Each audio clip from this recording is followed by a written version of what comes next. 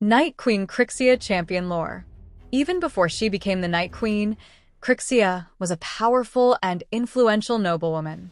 Her husband was a ruling council member and close advisor to the Duke of the incredibly rich free city of Jaglon, located on the western coast of Anhel, which plays host to trade fleets from Yakai, the Mistwood, and the Sky-Iron Dominion. In all the ways that mattered, Krixia had everything that a person might desire. But she wanted nothing less than an eternity of dominance. Her family crest was a bound woman, held upside down, surrounded with penitent supplicants. She vowed from the day she came of age, she would never be bound, never be a penitent, only bowed to and praised. Outwardly, Krixia was a woman of great charm and spirit. Wielding an elaborate sword staff and large shield, she battled pirates and bandits. She was a patron of the Church of Lamaya and a benefactor of the poor. She led efforts to improve the lot of Jaglon's underclasses and was often consulted by her husband and the Duke on matters of social importance.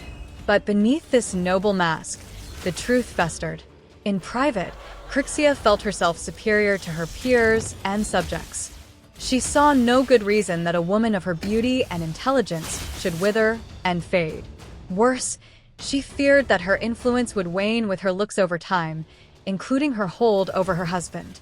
She eagerly consulted with sages and sorcerers in a secretive and increasingly desperate search for the secret of immortality. Krixia took every effort to maintain her outward facade of respectability, knowing that her husband would more than frown on her practice of certain rituals designed to preserve youth, including bathing in the blood of young women and inhaling strange concoctions. It was during this time that she attracted the attention of the cult of Clef. One of the sages she consulted was a member of the cult, and he was quick to offer her the object of her desire. Despite her pragmatism, Krixia cast all wisdom aside in her desperation to be immortal. The cult promised her the eternity she wanted. In return, she simply had to help them acquire more highly placed members, as well as the resources those members could provide. Krixia readily agreed.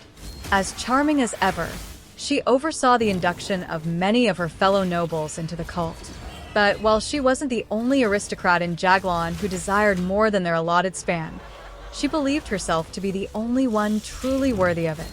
Even so, she identified those among her peers who might be susceptible to the cult's message, as well as those who might become troublesome in the future. She was quick to aim her new allies at old rivals, further cementing her own position. But not every new member was as discreet as Krixia, and, in time, their activities attracted the attention of the Sacred Order.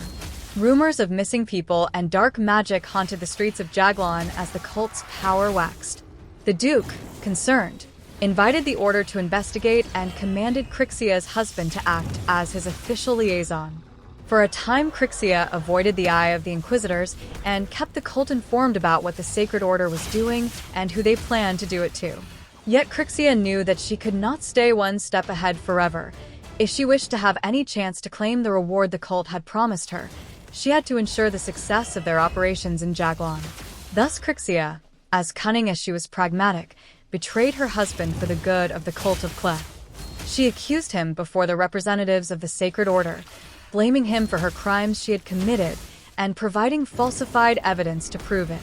Stunned, her husband could mount no defense and soon burned on an execution pyre, along with a dozen others, all less influential members of the cult whose loss would mean little to its overall goals.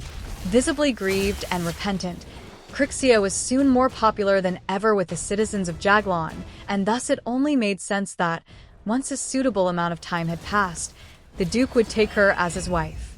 As a wedding gift and a sign of her new husband's trust, she was given the keys to the city and its treasure vaults.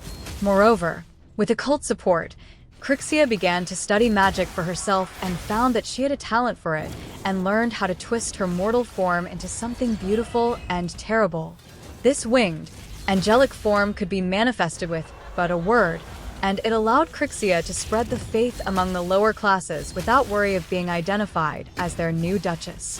Instead, they spoke only of the terrible angel, the Night Queen, or the Lady of the Boneyards, a holy spirit who came among them to find those worthy of escaping the chill clutch of death forever. She also found that she inspired fear in those who set themselves against the cult. They saw her as a harbinger of terrible things, a nightmare made flesh, a physical manifestation of its evil.